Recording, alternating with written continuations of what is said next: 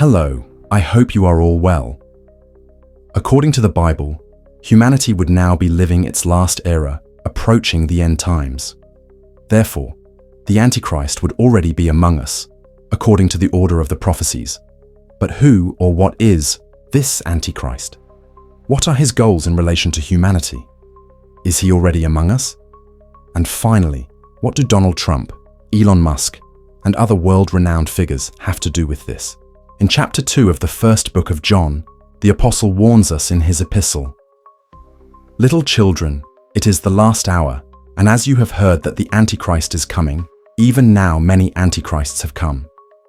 By this we know that it is the last hour." 1 John 2:18. The word Antichrist in the original Greek can have two interpretations: against Christ, indicating direct opposition to the work of Christ, or instead of Christ, referring to an attempt to usurp or imitate the role of Christ. John states that, in addition to a final and special Antichrist, many other Antichrists were already active in the times of the early church. These Antichrists were people who had separated themselves from the Christian community and began to spread deception, as John explains. "They went out from us, but they were not of us, for if they had been of us, they would have continued with us." 1 John 2:19. They were liars who denied that Jesus was the Messiah, as detailed in chapter 2 verse 22 of the book of John. Who is the liar but he who denies that Jesus is the Christ? He is the Antichrist, who denies the Father and the Son. This denial also extends to false confessions about the incarnation of Jesus, as in chapter 1 of John 2. "For many deceivers have gone out into the world, who do not confess that Jesus, Christ, has come in the flesh. Such is the deceiver and the Antichrist." 2 John 1:7. These false teachers do not preach the authentic gospel, but a different gospel. The Apostle Paul warns of the dangers of such messages. "For if someone comes and preaches another Jesus, whom we have not preached, or if you receive another spirit that you have not received, or another gospel that you have not accepted, you will gladly put up with him. For such people are false apostles, deceitful workers, transforming themselves into apostles of Christ. And no wonder, for Satan himself transforms himself into an angel of light." 2 Corinthians 11:13-15. Satan, the original Antichrist, has been inspiring this opposition since the creation of man. His intention to depose Christ and inspire rebellion against God and his Son is a recurring theme. Jesus warned us about these false prophets who disguise themselves as sheep but act like ravenous wolves. He also emphasized that only those who do the will of the Father will enter the kingdom of heaven. Jesus also prophesied that before his second coming, false Christs and prophets would arise to deceive, performing signs and wonders. He advised, "Take heed that no one deceives you. For many will come in my name, claiming, 'I am the Christ,' and will deceive many." Matthew 24:4-5. These events will culminate in the revelation of the great Antichrist, described as the man of sin, the son of perdition. As Paul wrote, "Let no one deceive you by any means, for that day will not come unless the apostasy comes first, and the man of sin is revealed, the son of perdition, who opposes and exalts himself above all that is called God or that is worshipped." 2 Thessalonians 2:3-4. The fate of this Antichrist is sealed. He will be destroyed by the manifestation of the coming of Christ, and then the lawless one will be revealed, whom the Lord Jesus will consume with the breath of his mouth and destroy with the manifestation of his coming. 2 Thessalonians 2:8-10. Now, bringing all this to our present day, are we really living the epilogue of life as we know it? Well, by analyzing current circumstances, we can arrive at an answer to this question. Biblical prophecies, especially those described in Revelation and the apostolic letters, present a detailed panorama of human behavior before the second coming of Jesus. These texts suggest an increase in moral depravity, spiritual deception, and rebellion against God, which coincide with the period of influence of the Antichrist. The Apostle Paul said that in the last days, men would become selfish, greedy, arrogant, blasphemers, and so many other adjectives that, looking closely at modern society, it is difficult not to connect the prophet's words to what we read and see in the news and on social media today. Man is much more concerned with his appearance, his material possessions, and his pleasures than seeking a real connection with God. Things like these are the premises for many problems that have constantly occurred in the homes of many families. Problems that unfortunately include domestic violence or family abandonment. The same apostle also said that many will seek teachers who only tell them what they want to hear. People will tend to reject divine truth in favor of deceptive doctrines and immediate pleasures.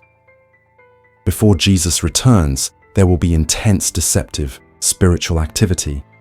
The Antichrist and his allies will perform signs and wonders that will seduce the masses.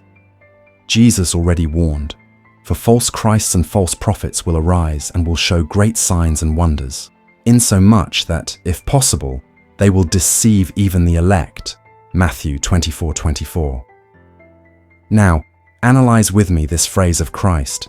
Don't you think that there are many preachers but little result? According to the Apostle Paul in Thessalonians, he, the Antichrist, will oppose and exalt himself above all that is called God or that is worshipped, so that he sits in God's temple, proclaiming himself to be God. 2 Thessalonians 22:4. As we can see, the Antichrist is described as someone who promotes idolatry and demands worship as if he were God himself. But the Antichrist does not necessarily have to be connected to religious figures or even to religion. According to some scholars, not only those of biblical eschatology, but also those who take a historical view of the Holy Book, the figure of the Antichrist may not be just one person, but even two or more, forming a group of people or an organization that will deceive humanity with false promises in order to gain control over them. Much has been said about a duo that recently joined forces in favor of American politics and, as a consequence, order and peace in the world. Donald Trump and Elon Musk. Each of them, in their own right, has long been compared to the Antichrist. In fact, from time to time, during the United States election period, strong candidates for the Antichrist always emerge. In addition to Trump, Barack Obama, Joe Biden, and even Emmanuel Macron have also been compared to or targeted with attempts to connect them with the figure of the Antichrist. For some, Trump has a better chance. According to these experts, a phrase he said back in 1982 about him being responsible for the future union between Israelis and Palestinians, even though he had no intention of becoming a politician at the time, echoes one of the programs of his last government, when he was elected President of the United States in the pre-Biden term. The plan he wanted to implement, entitled Peace to Prosperity, a vision for improving the lives of the Palestinian and Israeli people, was unsuccessful, since, according to the Palestinian people, Israel would have to give up very little compared to what Palestine should comply with. In other words, this plan would only please Israel. After being re-elected in 2024, Trump once again said that he will work to bring peace to that region. The fact is that one of the missions of the Antichrist, according to the Bible, is precisely the re-establishment of peace between Israel and Palestine, and as a consequence, the construction of the temple in Jerusalem. According to Bible scholars, these are the 2 points that will determine the person of the Antichrist. Could Donald Trump really be this figure? Well, there are those who say yes, among them people connected or not to religions.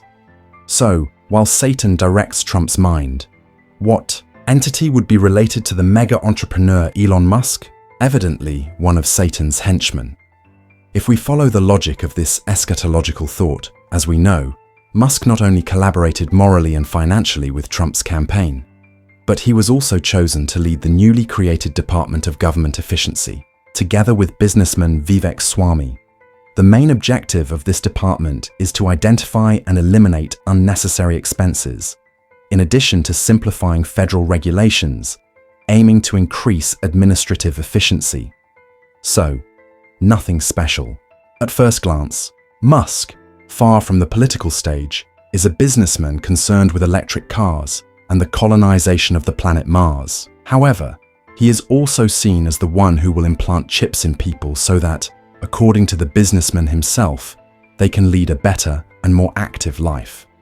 Well, one of the goals of Neuralink, Musk's company, is to make it possible for people with motor difficulties to soon be able to move naturally again by implanting microchips in their brains. Could this be the mark of the beast?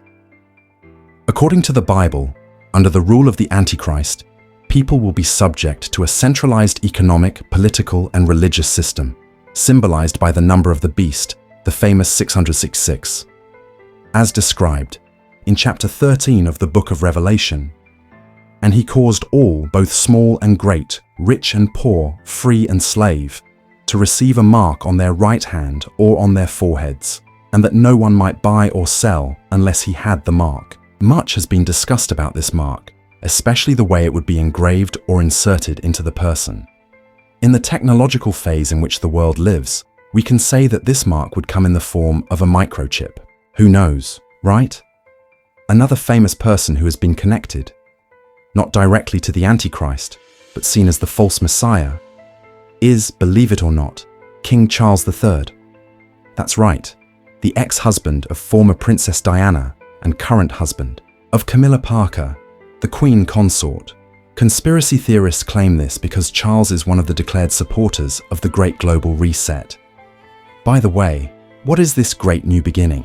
Well, in theory, the Great Global Reset would be a widely debated initiative that emerged as a proposal by the World Economic Forum to rethink, restructure, and transform the global economy in response to crises such as the COVID-19 pandemic, climate change, and growing socio-economic inequalities. Although it has gained prominence as an ambitious vision of a more sustainable and fair future, it has also generated controversy and conspiracy theories. Proponents of the Great Reset claim that it is a unique opportunity to rethink the global economy in a sustainable way. They argue that international cooperation and structural reforms are necessary to address challenges such as climate change and inequality. Critics, however, see the proposal as utopian or unrealistic, especially given the differences in interests between nations and sectors.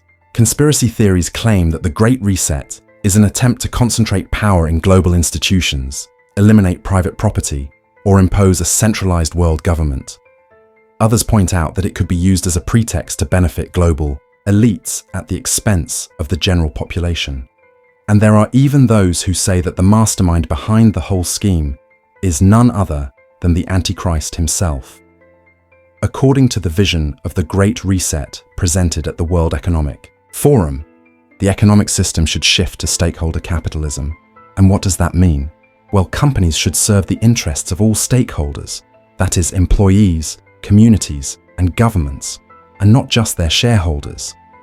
Such a system goes against the principles of the vast majority of today's business people, since, according to them, despite appearing to be a more ethical and sustainable model, it will undoubtedly cause many conflicts of interest, loss of focus, greater complexity in decision-making, pressure for financial returns, and impact on profits, among several other problems that sometimes go unnoticed by those on the outside.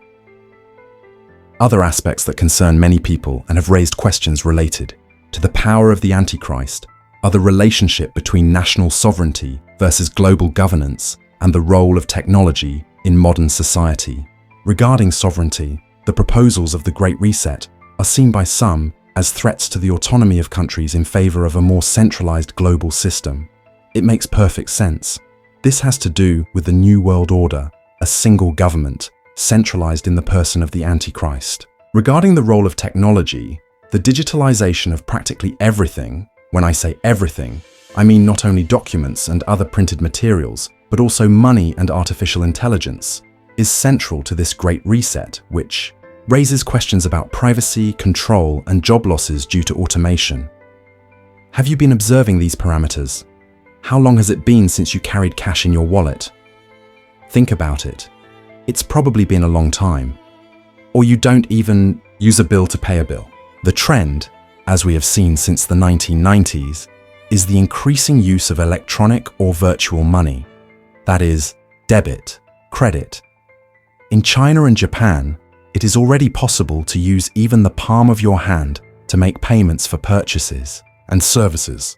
So, if all this is already happening, will we gradually come to know the true face of the Antichrist? According to the predictions and beliefs related to them, after all, if the Bible itself says that the world has already known other Antichrists, it is quite possible that, in modern times, this will come from a group of powerful people that we do not yet know about, but who are working to achieve their goals.